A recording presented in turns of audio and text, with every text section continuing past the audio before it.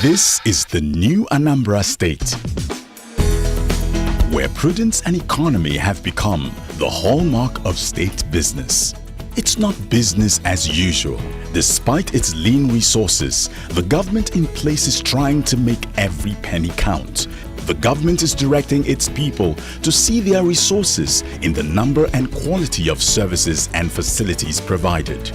It's laying the foundation for all future development in all sectors to bring about the much-needed integrated development in education, health, social and economic infrastructure. The government wants this state of firsts to be the first again. Will you help it? Let's join hands to build the Anambra state of our dreams.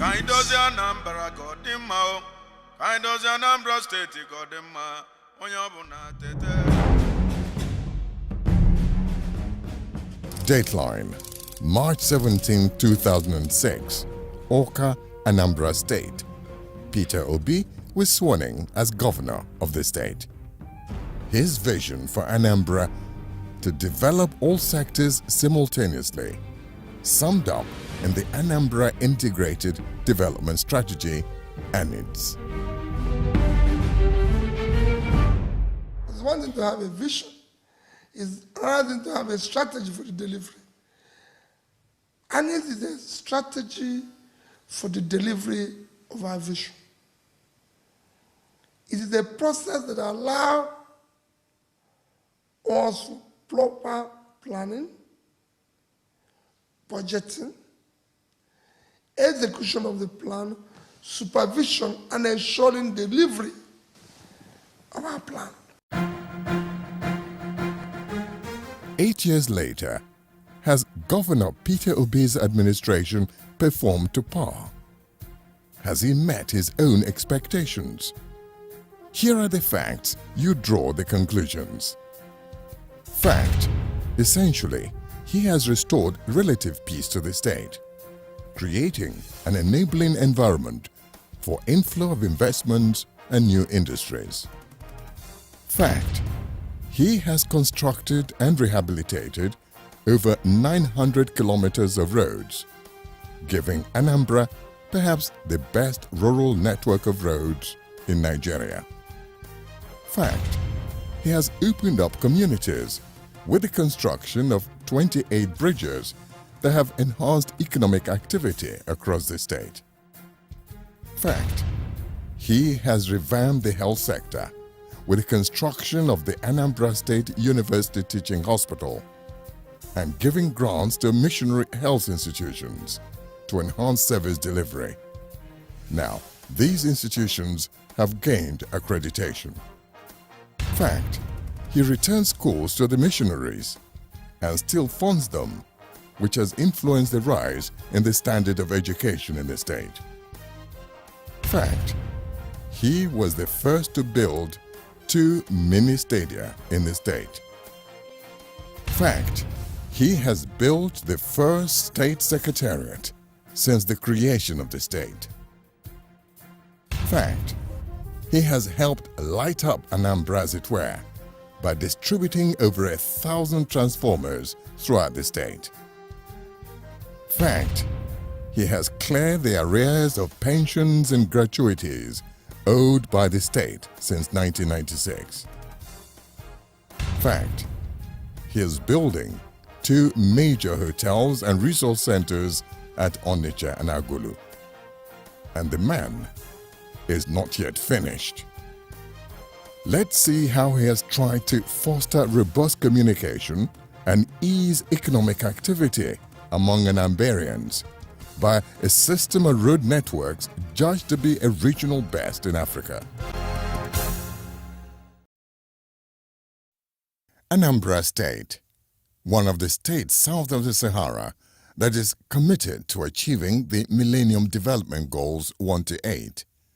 This it is doing successfully using the framework of the Anambra Integrated Development Strategy, ANIDS.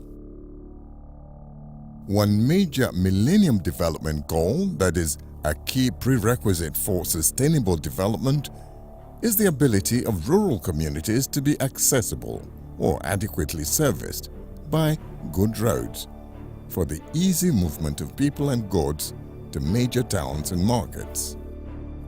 Since Governor Peter Obi took over the reins of office, his administration has constructed and rehabilitated over 900 kilometers of roads, and still counting.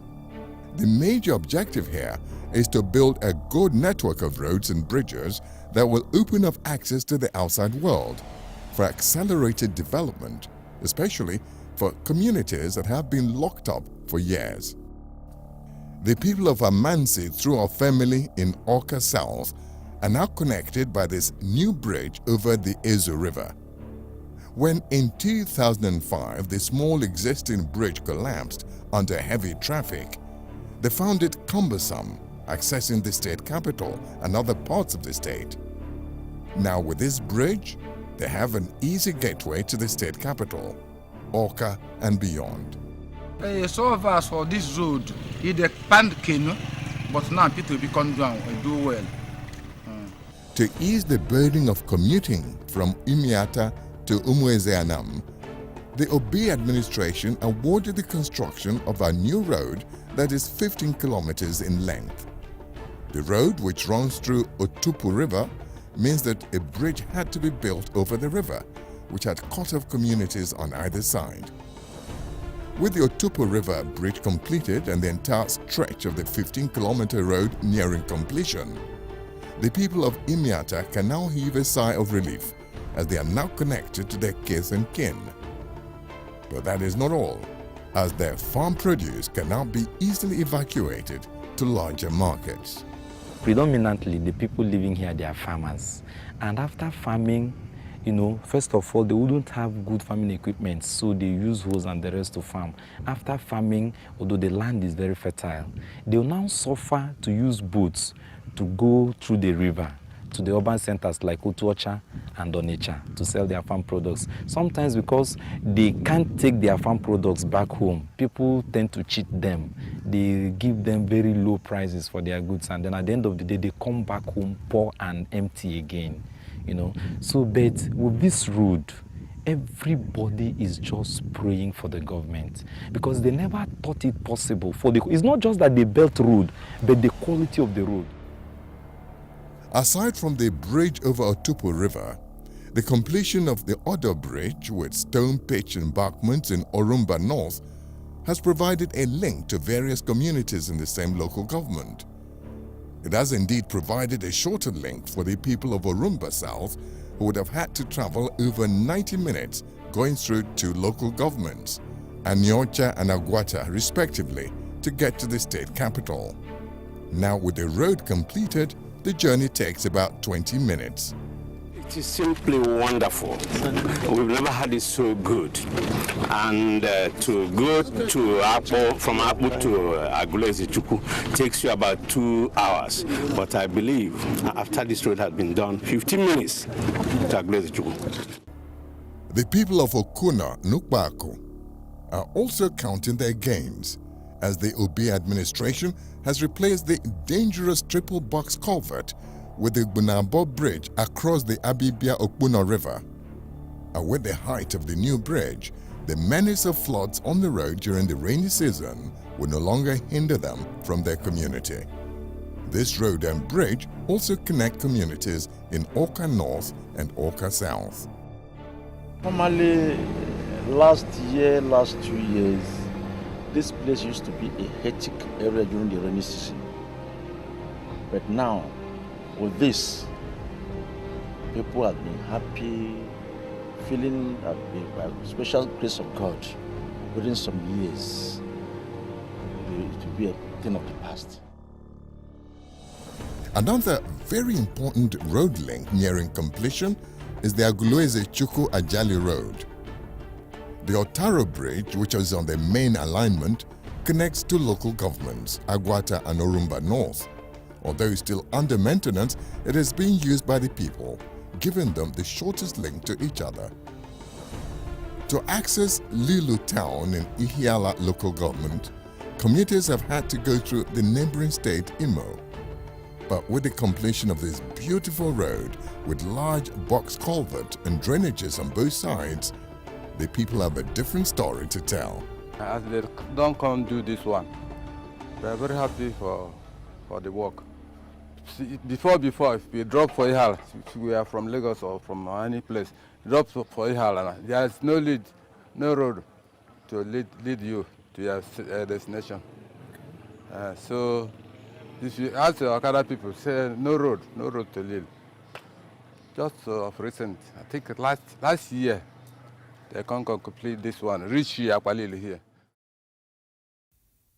The Northia Link Road in Njikoka local government provides passageway not only out to the Onitsha-Enugu Expressway without going through Awka, but also provides the road for students to go to school. There are still numerous major road projects ongoing in the state. The Agulu Bypass Road and Bridget project is earnestly under construction. The aim here is to replace the small bridge and dangerous curves on the road, which had in the past caused accidents with fatalities. These twin 105-meter, 12-meter wide bridges, including 2-meter walkways on either side, are being built at a height of over 20 meters, thus giving commuters a good view of the famous Agulu Lake. Because of the nature of it, it has so many bends. And for that reason, so many accidents used to occur from time to time. With this road, I think there will be a lot of improvement. There will be smooth movement of traffic. And I'm sure it will reduce that menace, that accident. Everything, we are more safe, even the main road, even the drivers, because the accident were there for a year. Just pray to God, say we'll get a wise people in Nigeria now who know better. Due to the undulating nature of the terrain, and to further protect the road from being washed away during the rainy season, the line drains are being constructed on both sides of the 3-kilometer stretch. The Ozubulu-Atani Road and Bridget project is underway with the 3 bridges on the alignment already constructed. This 12-kilometer road with various box culverts has retaining walls near the bridges to protect them from erosion.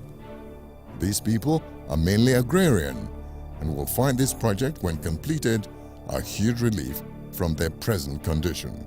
This road is one of the worst road or part in Anambra State. But when we got the information that there's a plan to put the road in order, in fact, everybody was excited. We felt very, very happy. And I must tell you that this present government has done a wonderful thing. All right. Very wonderful. ịdatawo onwe anyị n'afọ ka ụzọ dịrị anyị na mma ọgodo ọkada ma moto ọ na-anala anyị ego na nso so nnukwu aṅụrị ka anyị nwere maka ụzọ a na-arụ. With the numerous road projects ongoing within the state, the Obi administration has taken measures to ensure quality and that the people get value for their money. Governor Obi has insisted that contractors handling their projects sign a maintenance bond of 5 years. This has ensured the good quality of roads seen in the state. If I the government, like this road, you will sign a bond with the government that you have to maintain this road. If it is a stone-based road, you have to maintain it for 7 years. But if it is a lateritic base road, you maintain it for 5 years. So the maintenance of this road will be done by the contractor for the next 5 years. So if you like, you cheat yourself. If you cheat yourself, you continue working on the road for the next 5 years. So if you do a good job, you go once and for all. They say health is wealth. How true. The maxim health is wealth holds true in Anambra State, as people need qualitative healthcare delivery to enjoy the developmental strides and projects being embarked upon by the state. In this wise, the Obi administration has converted the Anako General Hospital into what is now the Anambra State University Teaching Hospital. This complex, located in the heart of the state capital, is the new pride of Anambra. With functional state-of-the-art facilities in the Accident and Emergency Center, Surgery, Pathology Center, Intensive Care, plus other integrated healthcare centers. These facilities are presently providing treatment to patients not only from Anambra but from the adjoining states like Kogi and Enugu, whose communities border Anambra State. Occasionally, foreign medical missions have come using the facilities in treating patients. The complex also serves the Anambra State University in its medical program. This place offers various forms of treatment for most orthopedic problems. We have 3 orthopedic surgeons. I'm one of them manning this place. So most of the orthopedic problems that would have taken most of our indigents out of the state or out of Nigeria are being managed in this setup. We also have other specialties in surgeries. We have 2 general surgeons. We have 3 urologists. We have 1 ear, nose, and throat surgeon. We have 5 gynecologists and obstetricians. We have a pediatric surgeon, 1 of them. We have we have 2 plastic surgeons. So you can see that if you, for example, if you use surgery to judge, you find out that almost all scopes of surgeries are covered in this hospital.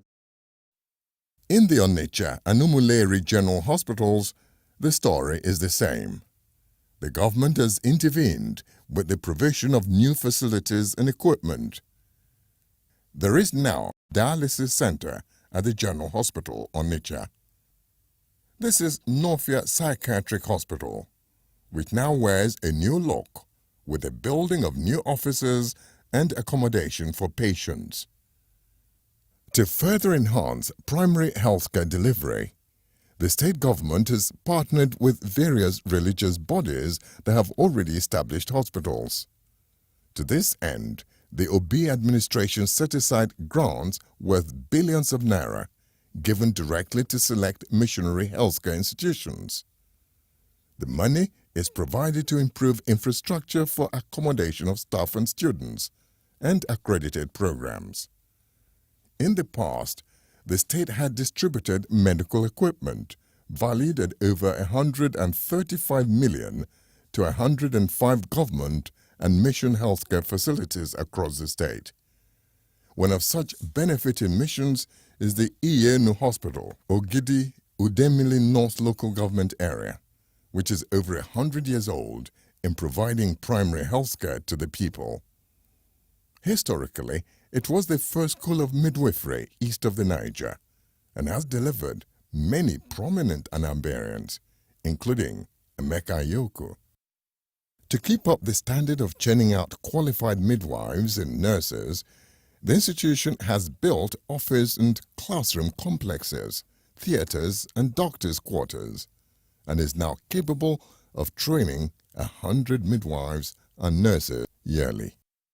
They came in and they saw healthcare as something that should be done for the masses, and they then saw us, mission institution, especially old ones such as us, as collaborators in the provision of healthcare services, because we do not serve people from the moon. The people who serve here are actually Anambra State's indigents.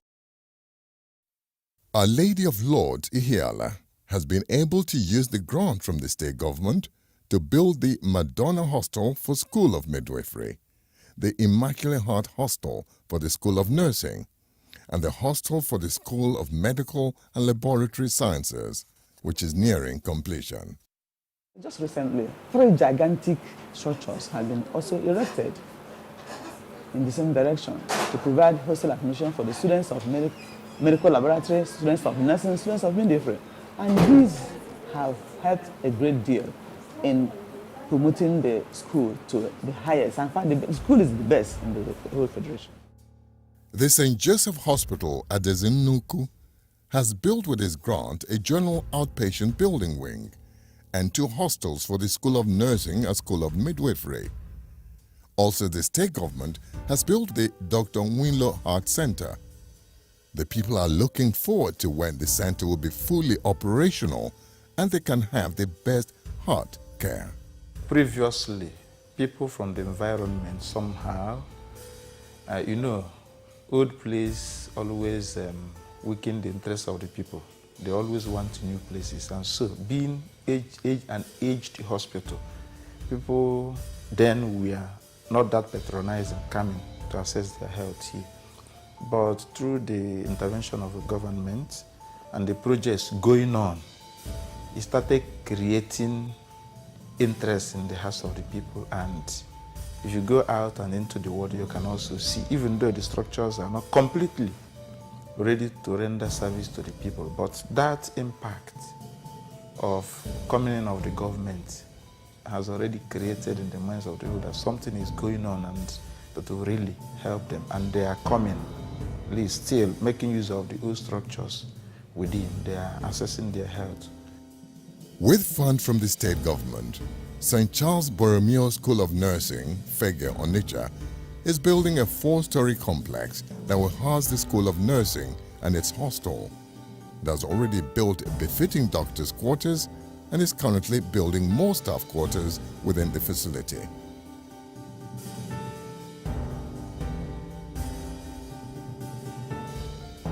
This magnificent facility is the ultra-modern maternity complex within the Holy Rosary Specialist Hospital and Maternity, Waterside, Onitsha. The healthcare complex also has a new building for a school of midwifery, which will be put to use as soon as the overhead water tank is completed. Also under construction and nearing completion is the Pharmaceutical Diagnostic Center. But you can see right behind me, this 3-story building, maternity complex, housing the clinic, the delivery area, the postnatal area, the children ward. So it has given a real positive impact to the output of the hospital. Yes, we've been known for quality and standard services, but now you have more accommodation, more room for effective services and proper treatment.